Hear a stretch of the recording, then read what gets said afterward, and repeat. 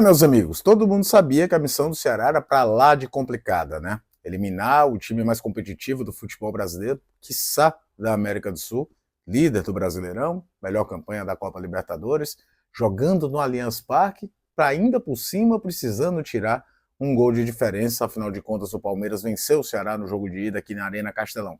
A missão era complicada e se mostrou mais complicada ainda quando a bola começou a rolar. Talvez o placar, talvez não. Na minha visão, o placar de 3-0 se torna até mais dilatado do que o jogo mostrou, mas a soma de pequenos erros diante de um time tão competitivo, que ainda conta com um talento especial, custou ao Ceará esse placar. Nem tanto a vaga também já tinha talvez sido custada já no jogo do Castelão. O Ceará está fora da Copa do Brasil, o Palmeiras venceu o Ceará por 3-0 e a gente vai falar um pouquinho de como foi esse jogo no Allianz Parque. Afinal de contas, né? Para vencer o Palmeiras, para conseguir vencer o Palmeiras em qualquer circunstância, você precisa fazer um jogo quase que perfeito. Isso vale para praticamente todos os times do futebol brasileiro. Você tem que fazer um jogo defensivamente consistente, muito atento, de muita concentração e ser letal nas poucas chances que você terá durante um jogo contra o Palmeiras dentro do Allianz Parque, aliás, em qualquer lugar. O Ceará, por exemplo, veio a campo com o seu time principal praticamente. Rafael Ramos ganhou a posição do Fabiano, veio a volta do Fernando Sobral e o Pedro Raul, que era dúvida, permanecendo, no comando de ataque, diante de um Palmeiras já num 3-5-2 que se acostumou ali que o Jai faz aquele híbrido entre lateral direito e terceiro zagueiro, por Felipe Anderson ser o ala ali pelo lado direito, muito parecido com o time que jogou aqui. Muda-se ali uma outra peça, mas a ideia de jogo muito parecida. E o que se viu, né? As diferenças de um jogo de Copa para um jogo de Campeonato Brasileiro. O Palmeiras tinha muito controle da partida, né, da posse de bola, contra o Ceará se defendendo bem. Era um Palmeiras que não se lançava tanto ao ataque, que talvez, se fosse um jogo de campeonato, valendo 3 pontos, não fosse um jogo eliminatório, se lançasse mais. O jogo foi um jogo bem morno na etapa inicial, com o Ceará bem naturalizando as defesas do Palmeiras, que conseguia espaço quando tinha o toque de genialidade do Estevão, a chance mais interessante ali aos 21 minutos, né? Uma tabela que ele tira um espaço, faz um chapéu, enfim, um jogadoraço camisa 41 do Palmeiras, que tira da cartola esses lances que quebram qualquer ideia de defesa adversária.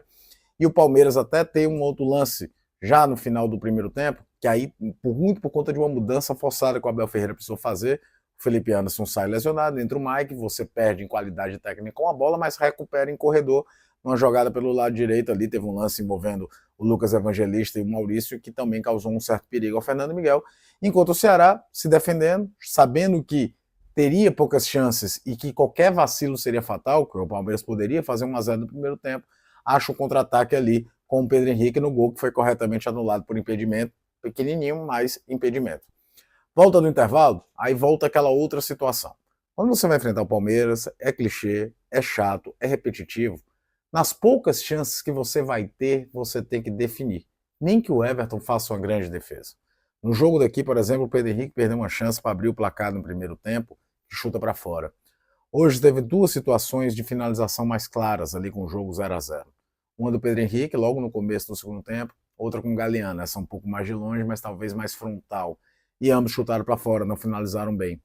O jogo se encaminhava, o Palmeiras começava também a sair um pouco mais, o Fernando Miguel faz uma boa defesa, uma jogada pelo lado direito, jogada envolvendo o Mike, o Estevão, com cruzamento do Vitor Roque, o Fernando Miguel faz a defesa, e já se ensaiava, né? Primeiro, que com a saída do Matheus Bahia, se o lado direito do Palmeiras já tinha o Mike ali para criar problema, o Estevão cai dos dois lados e cria situações. O Nicolas não mantém o nível do Matheus Bahia. E aquela coisa da tensão total. E o gol do Palmeiras que sai no pênalti, quando você tem um garoto tão rápido, tão inteligente, que ataca os espaços como faz o Estevão, você tem que estar 100% atento à movimentação dele. E o Dieguinho acabou vacilando. Foi tentar ali proteger a bola, talvez o Fernando Miguel saiu, o Estevão tomou a frente e o volante do Ceará de forma acidental, talvez, mas comete o pênalti. Pênalti que o Estevão bate, o Miguel defende, mas na volta deixa o Palmeiras 1-0. Já era um Everest para escalar, ficava ainda muito mais complicada a missão do Ceará, terem que tirar 2 gols para levar para pênaltis. E aí outra coisa que o Palmeiras é brilhante. Quando o adversário ainda está tentando entender o que está acontecendo, o Palmeiras muitas vezes acaba com o jogo. É um time muito eficiente. E tendo nesse menino, nesse talento absurdo que é o Estevão, ele de frente com o Marlon, ele fez o que fez, faz o segundo gol, e aí aquele segundo gol você não tem como ficar apontando nada da defesa do Ceará, nada de jogador nenhum, nada de nada, porque é o brilhantismo de um jogador que é especial, que é ambidestro, que vira para a perna esquerda e fuzila o goleiro, e aí acabou a eliminatória, Palmeiras 2-0. O placar de 3-0 para mim é até dilatado porque foi o jogo. Até porque o Palmeiras, depois de 2-0, faz mudanças, mexe no time, o jogo diminui de intensidade, o Ceará também fez as suas mudanças, foi para o campo de ataque, nem conseguiu criar tanto, porque o Palmeiras se retrai ali no movimento absolutamente natural de um jogo que já estava, o jogo e a eliminatória totalmente sob controle a favor do time palmeirense. Mas, de novo, né? Há um mínimo de falha, o Palmeiras aproveita, o Marlon comete uma falha ali, não afasta corretamente, depois também não marca, talvez de forma correta, o Flaco Lopes, 3-0, e o Palmeiras com a vaga nas oitavas de final da Copa do Brasil, com ampla justiça. Cabe o Ceará entender que é o seguinte, assimilar o golpe, o 3-0 é cruel pelo tamanho do placar, mas perder a eliminatória para o Palmeiras, convenhamos, nunca vai ser tropeço para time nenhum no futebol brasileiro. Nenhum. Você não pode chamar de tropeço ser eliminado pelo Palmeiras. Então é entender que deu azar do sorteio, pegou o Palmeiras, poderia ter tido um resultado melhor em casa, não teve, acabou num jogo diferente no Aliança, perdendo diante de um garoto que é especial e de um time que é para lá de competitivo, depois de ter feito um primeiro tempo bem competitivo diante do Palmeiras, e focar as atenções do Campeonato Brasileiro, que é a grande prioridade do Ceará. O Ceará volta a campo no dia 1º contra o Atlético Mineiro. Né? Não joga agora no final de semana, o jogo contra o Botafogo foi adiado, vai encarar o Atlético Mineiro para tentar manter essa boa campanha que o Ceará tem feito aí, já estamos aí perto, passando da metade do primeiro turno, o Ceará tem feito uma boa campanha, assimilar o golpe, também não ficar se remoendo demais, porque, repito, não dá para tratar como um grande tropeço ser eliminado pelo Palmeiras. O 3-0 foi dilatado, o 3-0 é até exagerado porque foi o jogo, mas é o que acontece quando você enfrenta o Palmeiras e comete algum vacilo.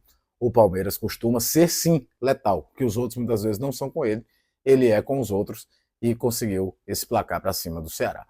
Antes da gente terminar com o papo, queria agradecer a cada um de vocês que estão inscritos por aqui. A gente está bem pertinho da marca de 15.200. Queria pedir de coração mesmo, que você deixe o like, que é muito importante para o vídeo chegar a mais pessoas e para o YouTube entender que você gosta do nosso trabalho aqui.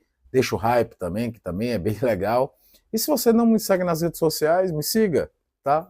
@CaioCCosta no Instagram, @CaioCCosta no X, no antigo Twitter. A gente também pode trocar essa ideia por lá. Fica de olho, estou falando sobre futebol o tempo todo aqui no canal do Caio Costa.